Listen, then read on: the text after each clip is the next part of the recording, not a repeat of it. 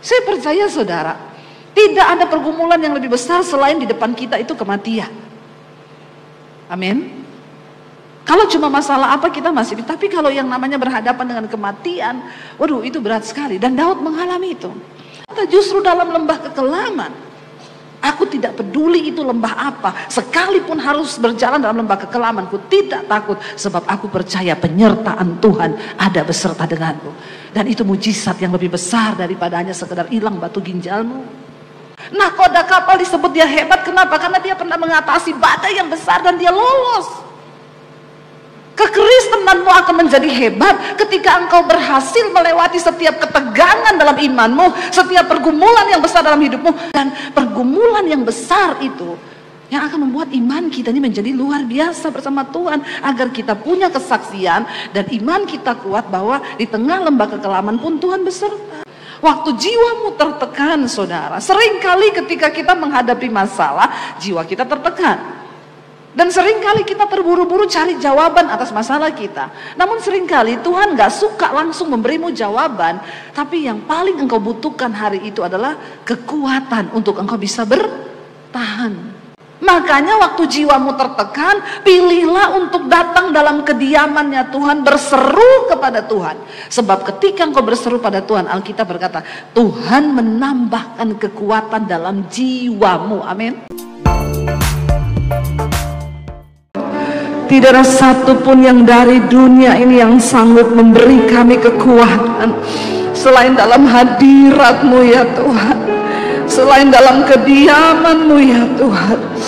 Karena itu kami cintakan kediaman-Mu Bapa. Kami perlu Tuhan lebih lagi hari-hari ini. Kami perlu hadirat-Mu lebih lagi di hari-hari terakhir ini Tuhan. Karena itu terus berbicara bagi kami, terus tegur kami, terus nasihati kami, terus bawa kami Tuhan ke dalam hadirat-Mu Tuhan. Bawa kami terus dalam kediaman-Mu ya Bapa. Terima kasih Tuhan. Urapi setiap kami, urapi hamba-Mu yang tidak ada apa-apanya. Berbicara bagi kami dan sampaikan firman-Mu bagi kami Tuhan. Dan buat kami mengerti apa yang Tuhan mau, bukan apa yang kami mau hari-hari ini. Terima kasih, kami buka hati bagi firman-Mu di dalam nama Tuhan Yesus. Sama-sama katakan amin. Tepuk tangan sorak-sorai buat Tuhan saudara. Silahkan duduk Bapak Ibu, puji Tuhan. Berapa banyak yang merasakan hadirat Tuhan hari ini ya. Dan itulah yang kita perlukan hari ini adalah hadirat Tuhan. Lebih dari kekayaan, lebih dari semua harta, hadirat Tuhan itu yang kita perlu hari-hari ini saudara. Karena itu jangan pernah jauh dari Tuhan, jangan pernah tinggalkan Tuhan ya. Dan kita terus berdoa biar hari-hari ini kemuliaan Tuhan terus Tuhan nyatakan.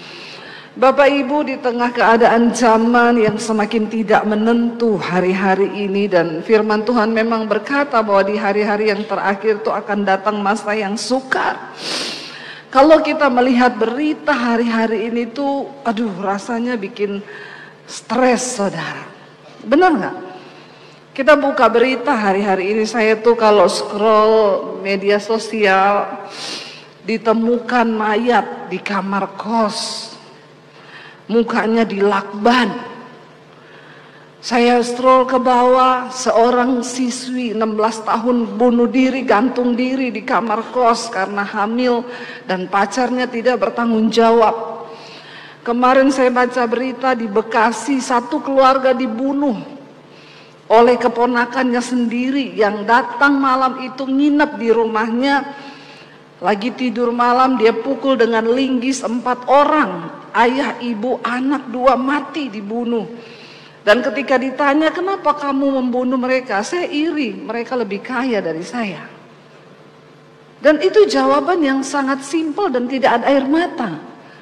Kita buka berita sekarang, saudara lihat keadaan, buka berita krisis yang akan datang, buka berita ramalan gempa bumi yang akan terjadi, buka berita perusahaan ini tutup, 100.000 karyawan dipecat.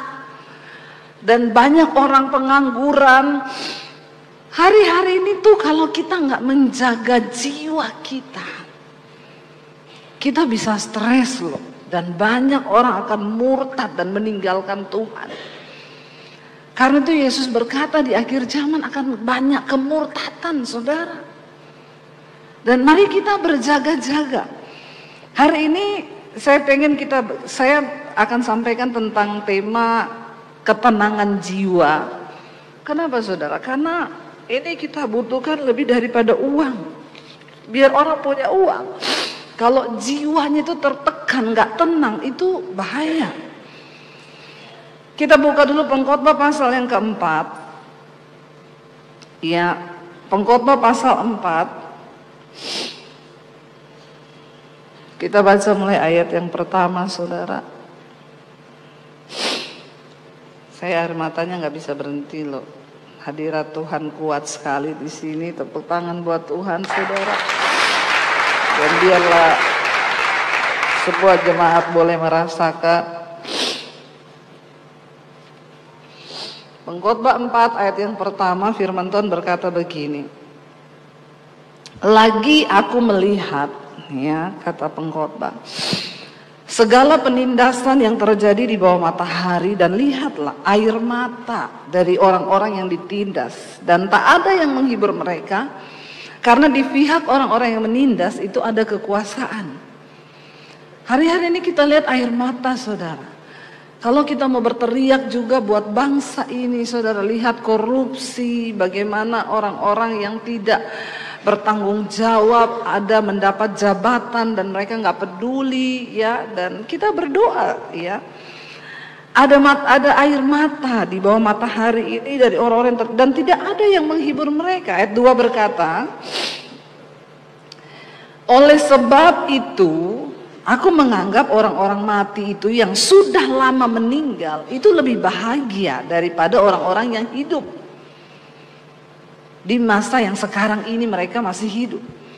Seringkali kita berpikir, saya juga seringkali berpikir sama loh. Kalau saya dengar kabar ada yang meninggal, kemarin ponakan saya meninggal, ya, di kamar sudah tidak bangun lagi, ya, dan gak ada yang tahu, saudara. Karena istrinya lagi pulang kampung, dia sendirian di rumah. Akhirnya dibongkar paksa. Lagi tidur, saya dapat kabar, ditelepon sama kakaknya, Kak Debbie, adik saya meninggal. Meninggal kenapa? Lagi tidur udah gak bangun. Saya berpikir gini, saya balas sama dia, ih senang banget ya dia mati. Lebih enak dia loh daripada kita yang hidup sekarang ini. Pengkhotbah pun berpikir sama. Dia bilang, aku menganggap orang-orang mati yang sudah meninggal itu lebih bahagia daripada orang-orang hidup yang sekarang yang masih hidup. Kenapa? Karena banyaknya pergumulan. Tapi jangan pengen mati, amin. Ya, jangan pulang dari sini kata Bu Debbie lebih enak mati loh. Mati yuk. Kalau belum waktunya, ya nggak bisa mati. Kalau mati enak, setengah mati tidak enak. Ya. Tapi pengkhotbah bilang, aku menganggap lebih baik yang sudah meninggal. Mereka lebih berbahagia daripada orang-orang yang hidup, yang sekarang ini masih hidup. Kenapa? Orang hidup masih punya pergumulan banyak. Makanya kalau dengar orang mati jangan suka begini, kasihan ya.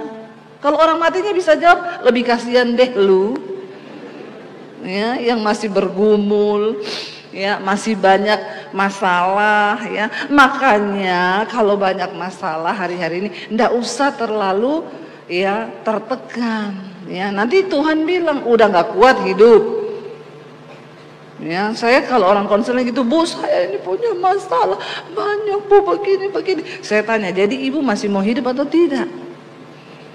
Masih mau? Masih Bu. Ya sudah, pulang mengucap syukur, amin. Kalau sudah tidak mau, saya doakan, ya, biar Tuhan jemput, biar, iya nggak? Kalau masih ada masalah, bersyukur, berarti kau masih hidup, amin. Bilang kanan kirimu, kalau ada masalah bersyukur, berarti kau masih hidup. Masih hidup toh? Iya. Dan hanya orang hidup yang ada kalau sudah mati tidak ada salah. Pengkhotbah bilang, makanya aku berpikir lebih enak mereka yang sudah mati, yang sudah meninggal, daripada yang sekarang ini kita yang masih hidup. Lalu apalagi dikatakan pengkhotbah ayat 3, saudara, dia bilang begini, tetapi apa? Lebih bahagia lagi daripada kedua-duanya itu adalah kuanggap orang yang belum ada, yang belum melihat perbuatan jahat dan yang terjadi di bawah matahari ini. Dia bilang lebih enak yang belum pernah mati, malah yang belum pernah lahir. Lebih bahagia daripada kedua-duanya itu adalah orang yang belum pernah ada di dunia ini. Ya, ini agak stres juga si pengkhotbah ini. Ya, agak stres dia karena dia melihat memang ketidakadilan.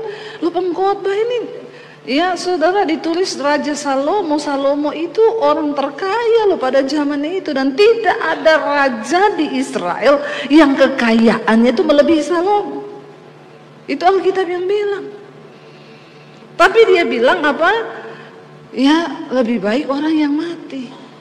Tapi lebih baik lagi orang yang nggak pernah hidup, yang nggak pernah melihat ketidakadilan. Makanya orang kalau nggak kenal Tuhan, nggak dekat dengan Tuhan, saudara, maka ya mereka tuh nggak mengerti rencana Tuhan. Dulu saya pun bertanya, kenapa saya lahir ke dunia Tuhan? Ya, mending saya nggak usah lahir daripada saya lahir di keluarga kayak begini, saya melakukan dosa, saya begini. Ya mending saya nggak pernah lahir. Tapi karena saya tidak mengenal Tuhan.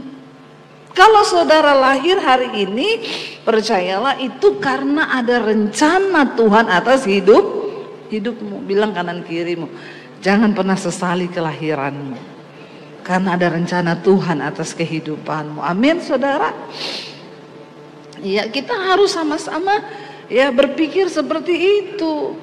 Lalu dikatakan ayat yang keempat, saudara, pengkhotbah bilang, dan aku melihat bahwa segala jeripaya dan segala kecakapan dalam pekerjaan adalah iri hati seorang terhadap yang lain. Ini pun kesia-siaan dan usaha menjaring angin.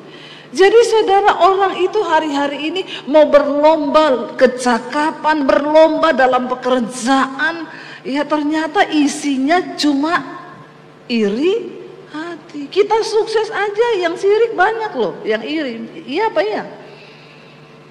Iya. Pokoknya hidup ini semua serba sulit. Kita miskin dikatain terkutuk itu. Begitu kita kaya juga dikatain lagi. Ya apalagi waktu kita menjadi kaya, kita menjadi sukses, lebih banyak lagi yang iri hati. Jadi pengkhotbah bilang, aku melihat manusia itu menambah kecakapan, pendidikan, pekerjaannya makin hebat. Semuanya itu dia bilang, ya pekerjaan adalah iri hati seorang terhadap yang lain. Kalau sudah bicara tentang iri hati ini susah, saudara. Ya, dan tapi inilah hidup tuh. Ini yang ada di dunia. Ya, dan kadang-kadang yang iri itu memang orang-orang yang dekat dengan kita. Nggak mungkin tukang sayur iri sama saudara toh. Nggak mungkin. Yang kemarin pembunuhan satu keluarga, ponakannya loh, datang bertamu ke rumahnya, malam itu disuguhkan makanan, mereka tertawa bersama di meja makan, dikasih makan, dikasih ini. Tiba-tiba paginya ditemukan meninggal satu keluarga, dipukul pakai linggis, saudara. Kan orang nggak tahu hatinya.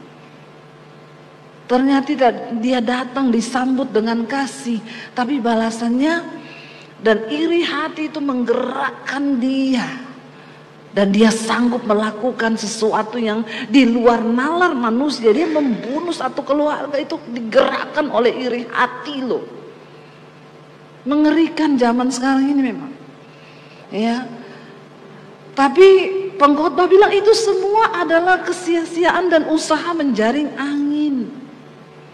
Mau seberapapun kekayaan yang kita bisa miliki, ya kalau kita ini hidup nggak takut Tuhan, nggak dekat Tuhan, tidak mencintai kediaman Tuhan, ya percuma. Dan Ayat 5 berkata begini, orang yang bodoh melipat tangannya dan memakan dagingnya sendiri. Akhirnya orang-orang bodoh berpikir, yang ngapain juga saya sibuk-sibuk mau gini di dunia ini, mengejar gini. Ya dia memilih melipat tangan, terus ya sudah makan diri sendiri. Ya, terkubur dalam kekecewaannya, dalam sakit hatinya, dalam tekanannya. Tapi kita nggak boleh seperti itu. Apapun persoalan yang kita hadapi di dunia ini, jangan pernah engkau hanya melipat tangan dan akhirnya memakan dagingmu sendiri. Ya, itu namanya tindakan bunuh diri, terpuruk dalam keadaan, dalam tertekan. Dan ayat yang ke-6, pengkhotbah bilang begini apa saudara? Baca bersama dengan suara keras. Segenggam ketenangan lebih baik daripada 2 genggam jerih payah dan usaha menjaring angin. Dari semua yang ada dalam manusia, dalam hidup ini, dalam dunia ini, ternyata yang terbaik itu adalah, pengkhotbah berkata, segenggam ketenangan. Gak usah bicara yang banyak, segenggam aja. Iya, segenggam. Kalau sekarang kan orang bilang, iya, kamu itu kerja terus sibuk. Iya, bekerja untuk segenggam apa orang-orang sekarang bilang? Ya saya sih banting tulang demi segenggam berlian tuh. Salah. Berlian tuh nggak bikin kau tenang, malah tambah stres. Orang kalau punya banyak berlian stres enggak? Stres, mau simpen di mana? Iya enggak? Benar nggak bapak-bapak, ibu-ibu? Ya, punya berlian sih bingung loh. Ya. Sampai ada orang kaya berliannya jatuh, dia buang sampah di apartemen tuh kan tinggi ya, begitu dibuang jatuh ke bawah kan, kebuang berliannya, turun dia ke tempat sampah bawah, dibongkar itu sampah yang bau busuk untuk mencari satu berlian, belum segenggam itu, cuma kecil begini saudara, soalnya mahal sekali tuh Bu, harganya ratusan juta, ya nggak ketemu, stres dia. Saya bilang, Bu, kalau beli berlian hatinya harus siap kehilangan Amin saudara. Kau boleh beli sesuatu, tapi kalau kau kehilangan itu, biarin aja, nggak usah stres. Amin. Kok nggak ada amin? Ini yang bikin jemaat stres. Nggak siap hilang berlian tapi beli. Ada seorang ibu saudara konseling sama saya, Bu Debbie, saya mau konseling Bu, saya stres sampai nggak bisa tidur berhari-hari. Kenapa? Teman-temanku bilang berlianku palsu. Saya bilang, Ibu nggak ada masalah yang lebih berat Ibu. Cuma gara-gara temanmu bilang berlianmu palsu, iya saya nggak bisa tidur Bu. Karena dia merasa dia beli itu miliaran. Tapi teman-teman bergosip itu berliannya palsu. Dia sakit hati, dia stres. Saya bilang, Ibu mending nggak usah pakai berlian yang asli, pakai yang palsu aja Bu. Jadi kalau dibilang palsu memang inilah hidup manusia kan. Stres nggak manusia itu saudara? Punya berlian juga stres. Kalau hatimu itu nggak siap, kalau jiwamu itu sakit, sampai dia cari pembuktian saudara. Tapi Bu Debbie, saya cari pembuktian, Tuhan kasih saya hikmat. Tuhan kasih dia hikmat katanya, untuk membuktikan bahwa berlian itu asli. Ya, lalu dia ajak teman-temannya pergi jalan-jalan di mall yang ada toko berlian.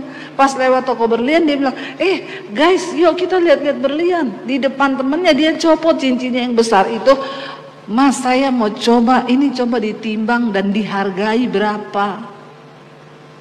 Akhirnya masnya itu pergi nimbang, oh ini sekian Bu. Teman-temannya ngeliatin semua. Oh nggak jadi deh, tadinya saya cuma ini mau coba aja, kalau dijual berapa gitu. Terus setelah teman-temannya melihat, dia bilang, aduh saya puas hatiku, mereka tahu itu asli.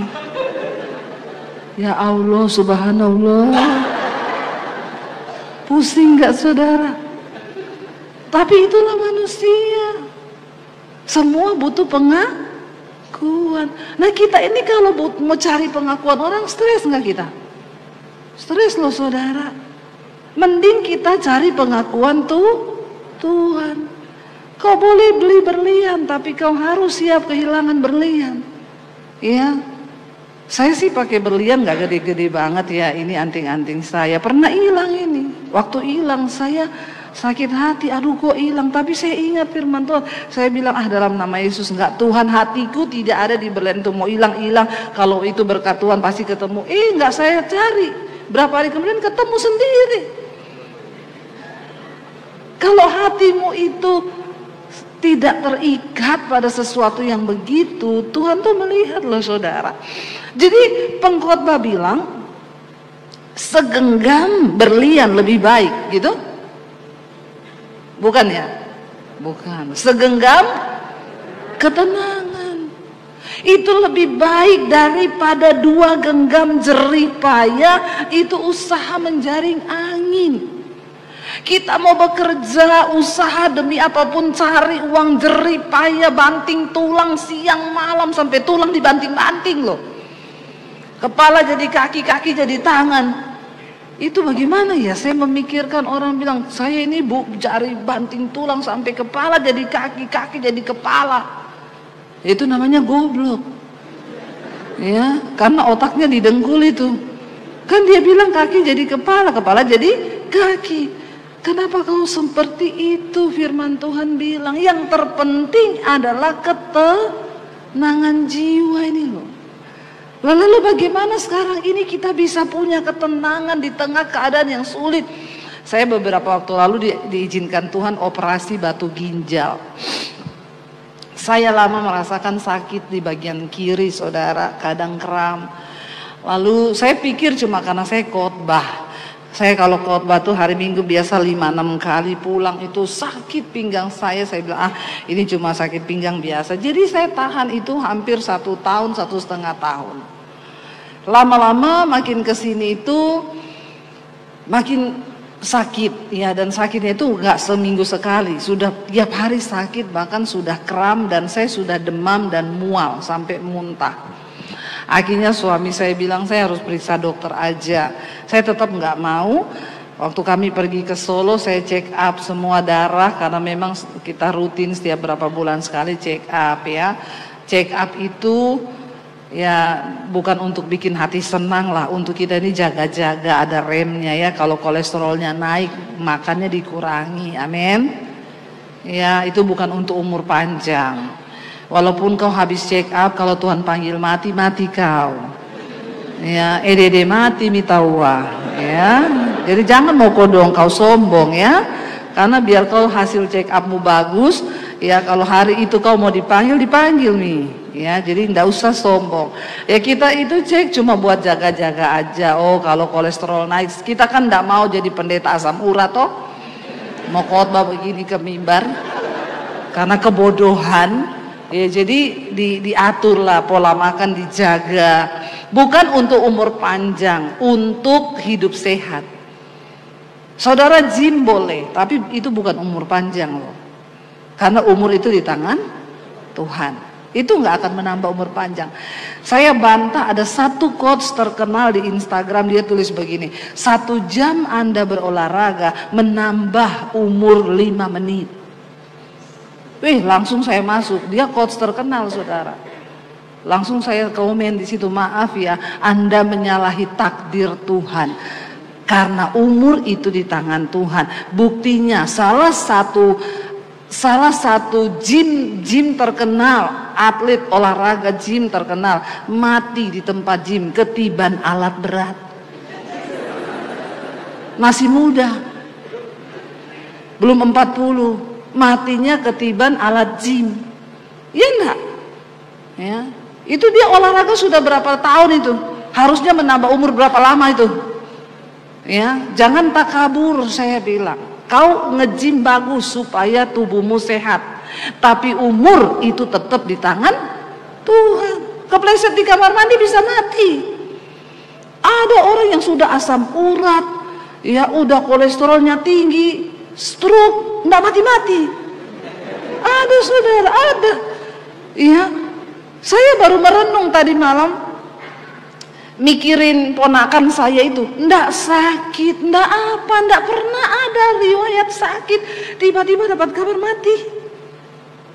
Dan saya flashback, ada salah satu juga saudara saya sudah kena kanker usus, yang satu juga sudah masuk luar rumah sakit, udah kurus kering, sampai sekarang ndak mati loh. Ini yang sehat mati.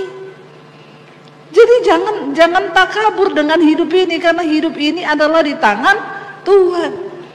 Lalu ketika saya cek, orang di kliniknya itu yang kebetulan juga jemaat Misbah Doa di YouTube saya, dia bilang, "Bu, saya dengar ibu sering sakit pinggang, kenapa nggak sekalian di USG? Siapa tahu ketahuan ada apa." Oh yaudahlah, coba. Begitu di USG dia bilang, dokternya bilang, "Loh, ini ginjal ibu sebelah kiri ini mengecil loh 3 cm. Yang kanan ini 11 cm normal, tapi ini tinggal 8 cm. Ya, waduh, kenapa itu, Dok? Ini saluran uterusnya ini membengkak loh, Bu. Saluran kemih ibu membengkak, sudah 2 kali lipat loh gedenya. Ini pasti ada yang menyumbat di bawah, tapi di USG enggak bisa kelihatan. Jadi ibu harus CT scan ini. Cepet ya, Bu, biar ketahuan apa itu yang menyumbat. Tapi ini ginjalnya sudah terendam air dan ini warnanya sudah kabur. Yang sebelah kanan bagus." Saudara dengar gitu stres nggak? Enggak ya? Luar biasa jemaat di sini ya, biasa aja dengar gitu ya. Saya stres loh waktu itu, saya pendeta loh, saya stres loh. Karena pendeta juga punya rasa, punya hati. Jangan samakan dengan pisau belati. Ya, sering kali orang pikir, "Oh, pendeta kuat, dia apa-apa kuat." Jangan salah loh saudara. Saudara kalau ada masalah enak konseling sama Pak Yusa. Lah kalau Pak Yusa ada masalah konseling sama siapa? Tolong dipikirkan. Orang konseling sama saya. Kalau saya ada masalah, saya konselingnya sama siapa? Ya, emang pernah ada jemaat yang mau dikonselingi sama pendeta? Pasti kalau kita, saya mau konseling, pendeta nggak salah, Bu Debbie konseling. Hello, Fred. Ya, saudara, saya stres, saya tertekan, saya kecewa, saya kaget, saya syok. Tuhan, kok begini Tuhan?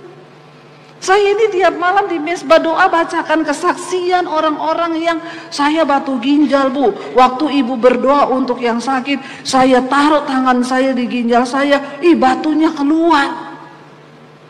Ini jemaat saya loh yang bersaksi. Kan harusnya saya lebih ampuh lagi kan, hanya bersin cik keluar tuh. Itu harapan jemaat loh buat seorang pendeta. Hello. Seringkali jemaat itu lupa kalau pendeta itu manusia biasa yang ada rasa takut juga. Saya pulang dari situ stres, suami saya mencoba menghibur saya. Kita makan di restoran kesukaanmu yuk, kan di Solo itu, di Adem Ayem. Saya makan di restoran Adem Ayem, tapi jiwaku tidak adem ayem. Tertekan jiwa saya. Lagi saya makan, ada ibu-ibu datang. "Maaf, Ibu Debbie Basir ya, pendeta ya?" "Iya, Ibu, saya dikuatkan lewat khotbah Ibu di YouTube, Bu." "Ibu tahu waktu itu saya ada masalah yang berat banget. Saya depresi, Bu. Waktu itu saya sampai berpikir mau bunuh diri. Tapi saya nonton khotbah Ibu sehari 3-4 kali, Bu. Khotbah Ibu tuh kayak jadi obat bagi saya. Dan saya bingung waktu saya nonton khotbah Ibu, saya ini kayak orang lupa ingatan, Bu. Saya nggak ingat masalah saya." Saya dengar dia, saya ngomong, "Oh, jadi Ibu lupa ingatan ya?" "Iya, Bu, saya nggak ingat masalah saya karena khotbah Ibu." Dan saya bilang, "Bu, sekarang saya lagi mau hilang ingatan loh, Bu. Bagaimana caranya juga supaya saya hilang ingatan? Karena ingatan saya lagi penuh, otak saya lagi stres memikirkan ginjal saya mengecil 3 cm. Aduh saudara, pusing. Akhirnya kami ke Jakarta, pulang langsung saya ke rumah sakit. Di check up semua, dokter bilang, Bu, ini batu ginjal. Turun sampai ke saluran kemih ibu di bawah, menyumbat saluran kemih ibu. Batunya ini 2,5 senti. Saya bingung, ibu masih bertahan. Ini proses jatuhnya batu itu nggak 1-2 hari loh. Itu bulanan, bisa tahunan. Dia turun dari ginjal ini ke sini sedikit. Dan itu sakitnya ampun-ampun, Bu. Ada orang yang sampai pingsan-pingsan. Lah ibu kok biasa aja? Iya dok, soalnya kalau saya cuma gini, dalam nama Yesus. Kan pendeta tuh. Pakai iman tuh. Saudara, tapi ini harus ditindaki, Bu. Segera harus ditindaki. Ini tidak bisa loh, karena ini sudah menyumbat. Jadi saluran kencing saya yang sebelah kiri tidak berfungsi, ginjalnya terendam air. Ini dibiarin terus busuk lama-lama ginjal itu, makanya dia mulai mengecil. Waduh, jadi dok gimana? Ya harus dioperasi. Dengar kata operasi makin deg-degan saya saudara. Karena puji Tuhan saya ini sampai 50 tahun tidak pernah injak-injak rumah sakit. Saya termasuk Lolita, lolos 50 tahun. Nah terus tiba-tiba saudara dibilang operasi. Ya, saya sudah stres memikirkan. Jadi begini, nanti diambil batu ginjalnya lalu dipasang selang dari ginjal ibu dibawa ke pembuangan sini biar cairannya itu bisa dibuang, Bu. Sama serpihan-serpihannya juga nanti jatuh. Bayangkan saya harus pakai selang di dalam ginjal, tidak kelihatan Bu di dalam. Tapi kan kalau dokter ngomong gitu takut nggak saudara? Takut. Saya ngantri ambil hasil CT scan saudara. Nunggu di situ ada ibu-ibu datang. Ibu Debbie Basir ya? Iya Bu. Aduh ibu, saya mau berterima kasih sama ibu. Khotbah ibu memberi kekuatan kepada saya. Ibu emang sakit apa? Saya juga lagi nunggu hasil CT scan. Ibu sakit apa? Tumor batang otak, Bu. Oh, terus ini mau dioperasi? Iya, yang ketiga. Jadi ibu sudah operasi? Iya, setiap tahun saya operasi tumor batang otak. Karena tumor saya ini melekat di batang otak, dokter nggak berani ambil semua. Jadi tiap tahun dia tumbuh lagi, operasi lagi, ambil lagi. Kalau diambil semua, dokter takut saya mati atau saya gila. Terus, tapi khotbah ibu menguatkan saya, Bu. Saya jadi tidak takut mati. Dalam hati saya lagi ketakutan, Ibu. Saya buka ini kartunya pendeta ya saudara, supaya saudara tahu bahwa kita ini hanya manusia biasa. Saya tidak malu kok. Saudara mau unsubscribe juga silahkan kok. Benar, saya cerita badannya, saya bergumul. Tapi ketika ibu itu cerita begitu, saya nangis. Tuhan, saya ini tidak ada apa-apanya. Saya tanya ibu, kenapa ibu begitu percaya diri dan ibu begitu kuat? Lah kan ibu sering khotbah, mati hidup di tangan Tuhan. Kalau sudah waktunya mati, ya itu kan sebuah keuntungan, Bu. Dalam hati saya ternyata banyak jemaat yang imannya lebih luar biasa dari pendeta memang. Tapi saya nggak mau ketinggalan. Tuhan, orang mendengar khotbah saya, mereka dikuatkan. Masa saya nggak kuat hari ini? Oke Tuhan, saya kuat Tuhan. Masuk rumah sakit saudara. Begitu masuk rumah sakit ditensi lah. Tensi saya itu berapa hari lalu 110/80. Waktu masuk di rumah sakit 155 terus. Per 90. Dokter bilang, ibu ada darah tinggi. Kagak dok, saya ini darah rendah terus. Kenapa tinggi? Dokter nggak tahu ya, orang kalau di rumah sakit stres dok, stres.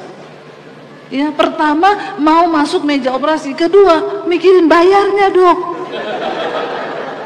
Iya stres. Udah bunyinya ratusan juta gitu, stres kita. Nggak turun tensi saya saudara. Akhirnya malam-malam tuh saya sering baca kesaksian orang, Bu, saya ketika masuk meja operasi saya ketakutan, tapi malam itu saya dengar mesbah doa ibu, saya ikut penyembahan, jiwa saya tenang. Saya praktekkan saudara. Memang waktu itu saya sudah tengking kan, karena beberapa orang bilang ini, Bu, ibu kan hamba Tuhan, doa Bu, batunya keluar sendiri. Dokter bilang tidak mungkin karena sudah 2,5 senti. Tapi kan bagi Tuhan tidak ada yang tidak mungkin toh. Ada yang bersaksi lagi, saya cuma minum Batugin Bu, bisa sembuh. Saudara tahu saya minum itu Batugin 2 botol. Lambung saya kena, kesakitan saya. Saya sudah tengking, saya nggak mau operasi awalnya. Saya tengking, saya doa, saya gini. Tiba-tiba Tuhan ngomong sama saya, kamu harus masuk di meja operasi. Supaya kamu bisa merasakan. Karena bagi Tuhan melakukan mujizat itu mudah. Tapi justru mujizat terbesar waktu kamu bisa mengalami meja operasi dan kamu bisa mengalahkan ketakutanmu dan kamu bisa melihat di situ tangan Tuhan bekerja, sekalipun engkau berjalan dalam lembah kekelaman, tapi Dia Tuhan yang tidak pernah meninggalkan. Karena tadinya saya hampir kecewa. Saya baca kesaksian tiap malam, yang pasang ring, sudah dokter pindah 5 rumah sakit, dokter bilang ibu harus tetap pasang, semua 5 rumah sakit berkata begitu. Waktu dia doa penyembahan, clear, periksa besok semua rumah sakit bilang kok hilang sumbatannya. Nah kita ini pendeta, kita kan berharap jemaat kalau dapat kesaksian gitu kan senang tau. Tapi ternyata kan saudara, Tuhan tidak hanya mengizinkan yang begitu-begitu. Bukan berarti waktu kau harus ada di meja operasi, Tuhan tidak ada di sana. Justru orang-orang yang mengalami Tuhan di masa sulit, mereka tetap menelan. Apakah orang benar nggak akan lewati lembah kekelaman? Iya, pemazmur berkata justru dalam lembah kekelaman, aku tidak peduli itu lembah apa, sekalipun harus berjalan dalam lembah kekelaman, ku tidak takut, sebab aku percaya penyertaan Tuhan ada beserta denganku. Dan itu mujizat yang lebih besar daripada hanya sekedar hilang batu ginjalmu. Amin saudara. Karena tuh pilot hebat, kenapa dia bisa disebut pilot hebat? Karena dia pernah mengalami beberapa kali badai yang besar. Nahkoda kapal disebut dia hebat, kenapa? Karena dia pernah mengatasi badai yang besar dan dia lolos. Kekristenanmu akan menjadi hebat ketika engkau berhasil melewati setiap ketegangan dalam imanmu, setiap pergumulan yang besar dalam hidupmu. Saya itu bersyukur setiap kali saudara. Saya itu ada suara yang berkata begini, kamu itu sudah melewati semua pencobaan. Masalah mau dibunuh sama keluarga sudah saya lewati, jadi pembantu direndahkan sudah saya lewati, masalah keuangan sudah saya lewati. Satu nih yang belum loh, masalah kesehatan, berhadapan dengan rumah sakit. Ternyata itu tidak mudah loh saudara, memang benar. Jadi saya bisa merasakan ketika orang-orang itu bersaksi berkata, Bu, di meja operasi saya tegang, saya takut, saya stres, saya tertekan jiwa saya. Oh ternyata mereka mengalami itu, mereka juga merasakan itu. Dan pergumulan yang besar itu yang akan membuat iman kita ini menjadi luar biasa bersama Tuhan. Agar kita punya kesaksian dan iman kita kuat bahwa di tengah lembah kekelaman pun Tuhan beserta. Amin. Dan apa yang harus kita lakukan saudara ketika kita mengalami tekanan, beban yang berat, ya, pergumulan yang besar. Mazmur 138 ayat yang ketiga. Daud berkata saudara, Daud adalah seorang yang sangat luar biasa. Dia mengalami banyak pergumulan yang begitu hebat di dalam kehidupannya. Mazmur 138 ayat 3, Daud berkata begini. Kita baca bersama, 1, 2, 3.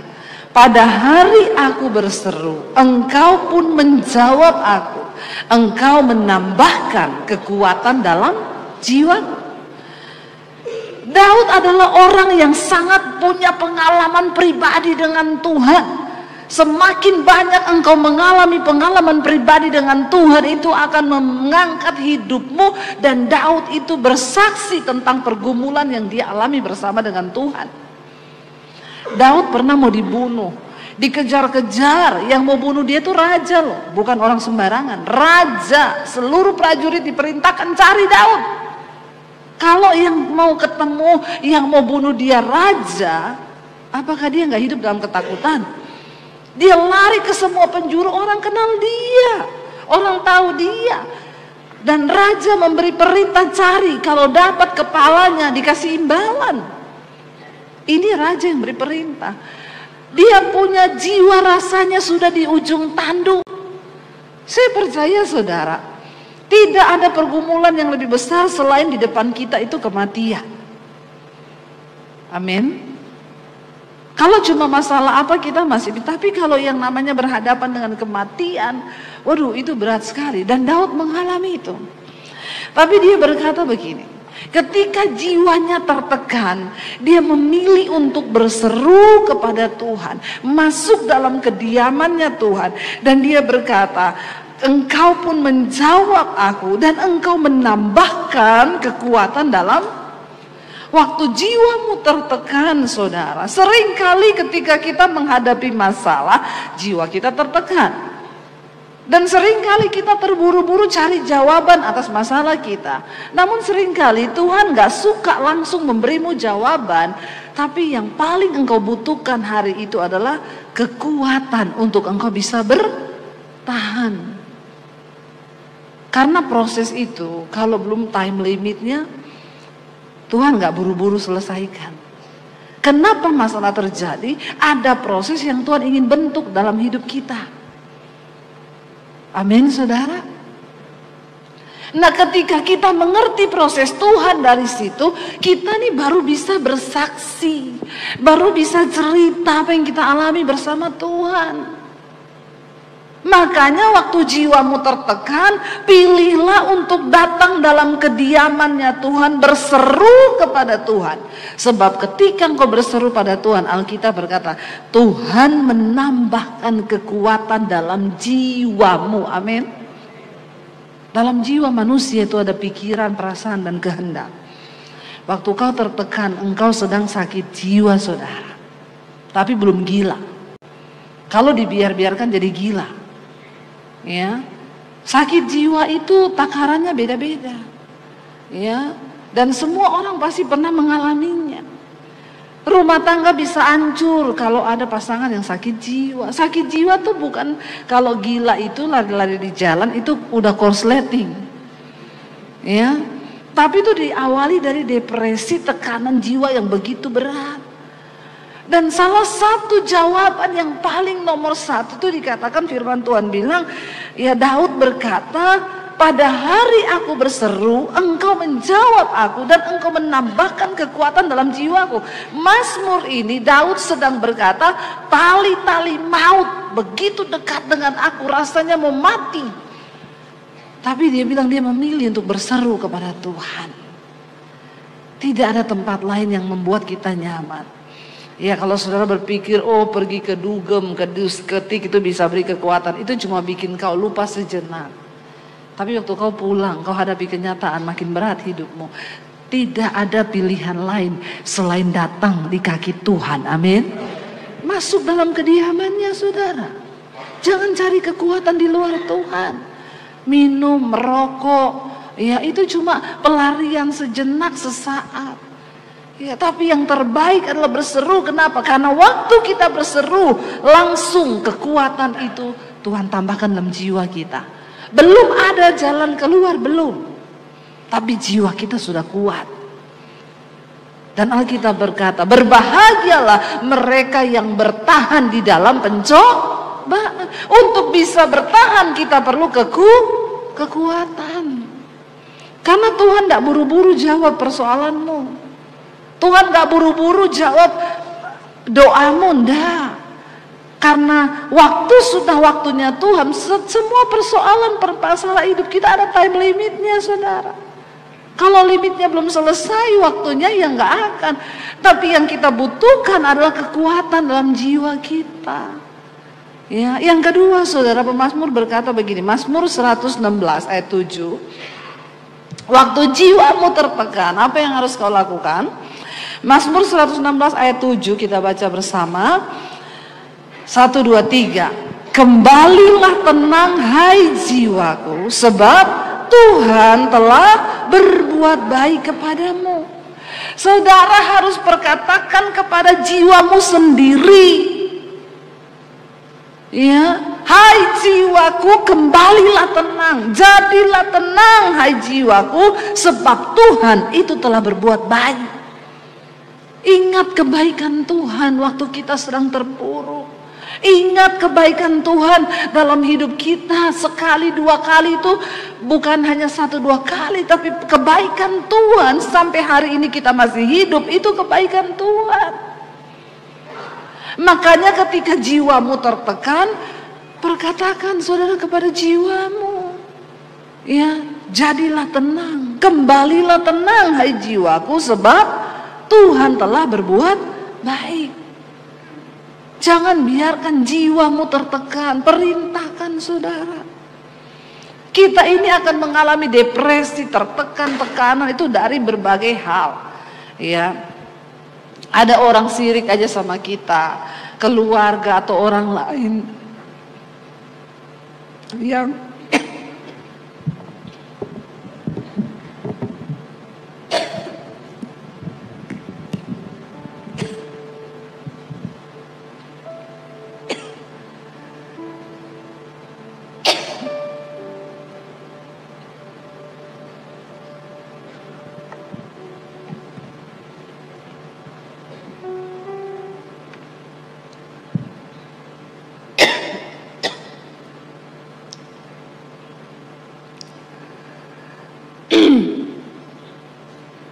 haleluya. Ketawa dosa loh.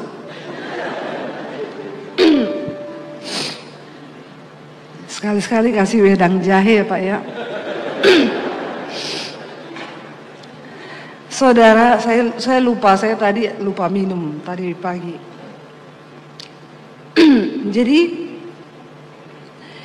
ketika ada orang misalnya sirik sama kita, lalu kita dengar dia cerita sesuatu, saya yakin jiwa kita terganggu loh. Pernah nggak saudara ngalami gitu? Ada orang yang bilang misalnya, kamu tahu nggak, dia tuh cerita loh tentang kamu begini-begini. Itu ganggu loh saudara. Atau kita diperlakukan tidak baik sama orang, kita dikata-katain, kita diomongin. Itu jiwa kita terganggu loh.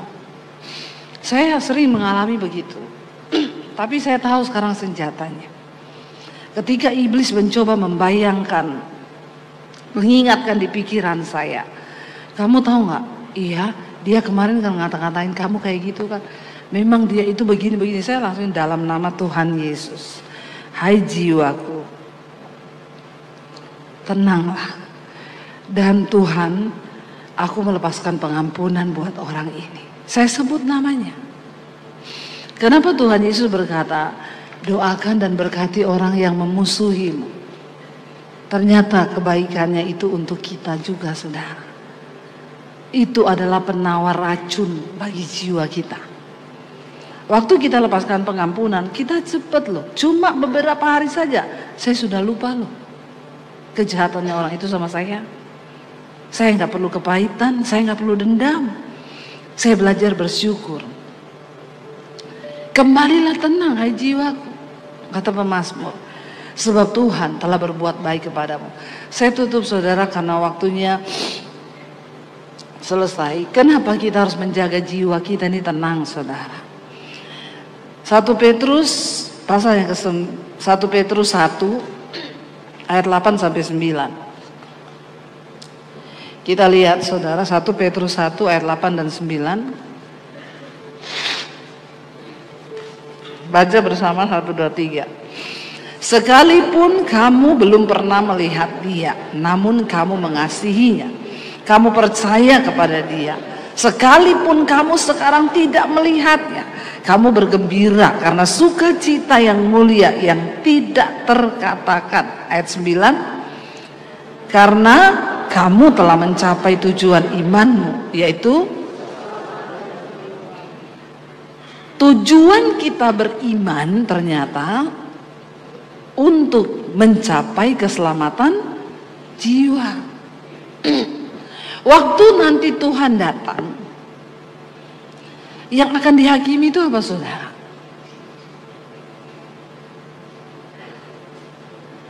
Kalau orang mati, tubuhnya dikubur, tubuhnya kembali menjadi tanah. Roh kembali kepada Bapa yang mengaruniakannya. Tapi jiwa kita yang akan dihakimi. Kenapa kita perlu jaga jiwa kita? Karena Yesus berkata begini, jangan kamu takut kepada manusia yang hanya sanggup membunuh tubuhmu, tapi tidak berkuasa membunuh jiwamu. Tapi takutlah kepada Allah Bapa yang berkuasa membunuh tubuhmu dan jiwamu di dalam neraka. Kita yang kita perlu jaga itu jiwa, pikiran, perasaan, dan kehendak. Dan firman ini berkata, sekalipun kita belum pernah melihat Dia, namun kita mengasihi Tuhan.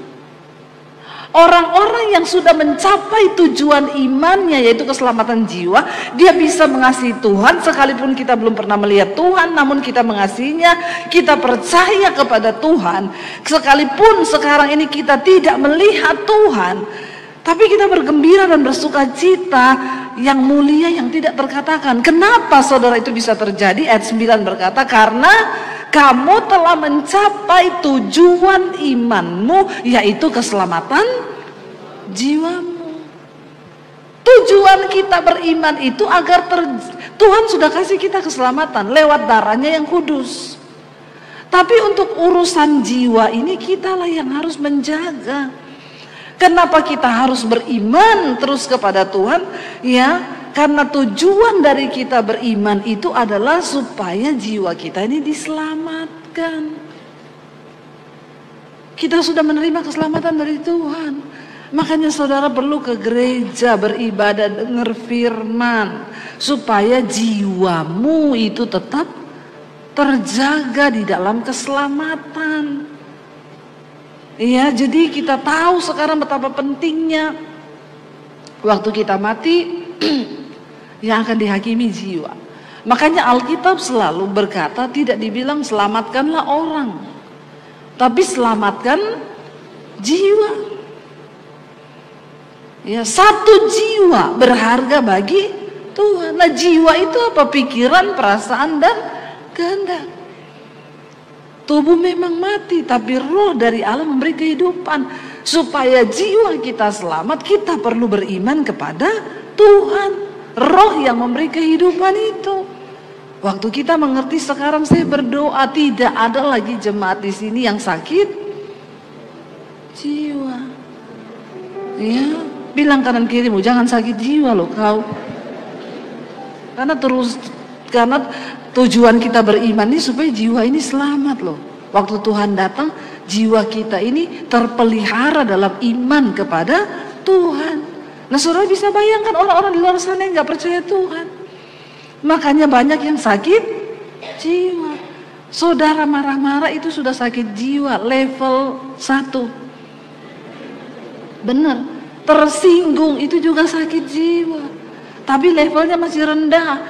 Lah mulai meningkat nanti sakit jiwa. Jiwa ini bisa terluka, bisa apa, bisa gini, bisa gini, bisa gitu saudara. Ya karena kita biarkan terus. Saya tutup dengan satu kesaksian. Ada seorang ibu, suaminya selingkuh saudara. Pejabat. Waktu dia tahu suaminya selingkuh. Dan selingkuhnya sama pembantu. Ya. Ibu ini stres, tertekan, depresi karena dia cantik banget. Nggak nyangka kalau suaminya bisa selingkuh sama pembantu. Waktu tahu begitu saudara, ibu ini stres. Dia nangis, suaminya juga merasa bersalah. Jadi tiap hari dia cakar suaminya. Mukanya itu sampai luka-luka berdarah ya, badannya dicakar sama istrinya. Suaminya rela karena dia merasa dia sudah bersalah. Dan mereka ke psikiater. Ibu ini tiap hari pingsan-pingsan, nangis, pingsan-pingsan, nangis, cakar suami. Lalu ke psikiater karena suaminya lihat jiwanya terganggu. Dibawa ke psikiater, psikiaternya ngomong apa? Ibu akan seperti ini bisa 6 bulan sampai 1 tahun. Mukanya suaminya langsung stres juga karena dia bayangkan dicakar sampai 1 tahun. Gila itu saudara, bisa babak belur itu. Lalu karena suaminya tertekan, dia bilang kayaknya kita perlu pendeta. Tapi untuk undang pendeta juga nggak boleh yang sembarangan. Kebetulan istrinya suka nonton khotbah saya. Mereka cari nomor saya, ketemu, saya diundanglah datang ke rumah mereka. Pejabat nggak boleh sembarang konseling. Saya datang saudara, saya lihat bapaknya mukanya luka-luka. Kenapa Pak? Dicakar istri Bu. Lalu ceritalah dia. Ibunya mukanya tertekan, sakit, dikasih obat sama psikiater untuk menenangkan syaraf, bukan untuk menyembuhkan jiwa. Karena yang sanggup menyembuhkan jiwa itu cuma Tuhan. Pikiran, perasaan, kehendaknya terganggu. Waktu pikirannya diserang iblis, suamimu selingkuh, perasaannya terluka, kecewa, sakit. Lalu kehendaknya cakar suami tuh. Cakar suami, pingsan tiap hari. Lalu saya bilang begini, jadi psikiater bilang ini sampai 6 bulan sampai 1 tahun. Suaminya bilang iya Bu. Saya bilang kalau ibu mau melangkah melakukan firman, isi jiwamu dengan firman Tuhan, hari ini ibu sembuh. Cuma satu Bu, lepaskan pengampunan. Semua orang bisa berbuat salah termasuk suamimu. Tapi saya itu kecewa Bu, kalau dia selingkuh sama Luna Maya, itu lebih gila lagi Bu. Lebih gila. Kenapa suamimu selingkuh sama pembantu? Karena dia memang nggak nakal. Yang dia lihat tiap hari cuma pembantu yang di rumah, mungkin juga pembantunya juga gatel, ya. Jadi suamimu jatuh.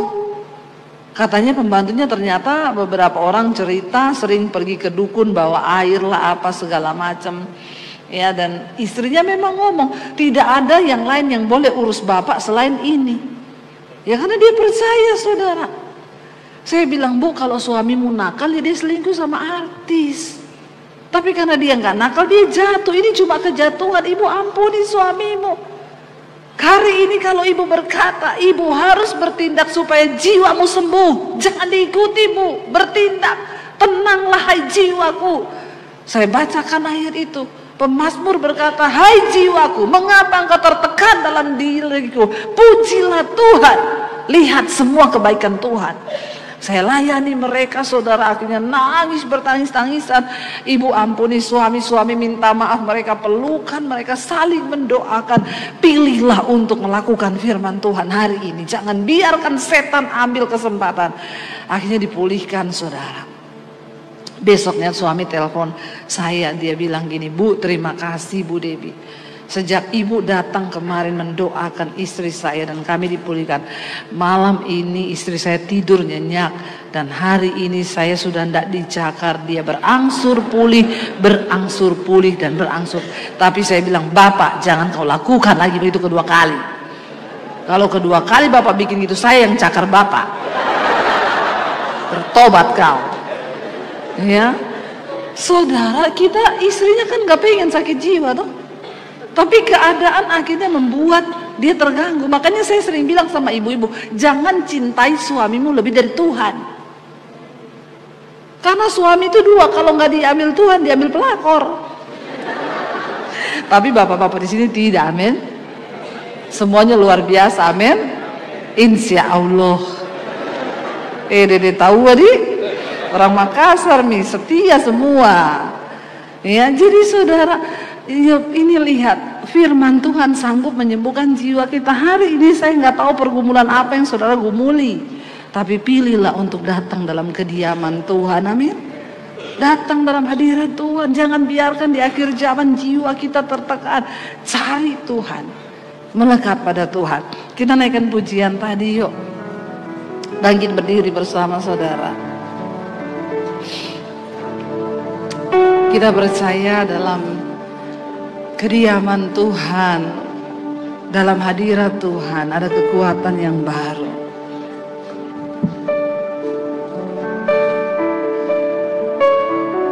Terima kasih Tuhan.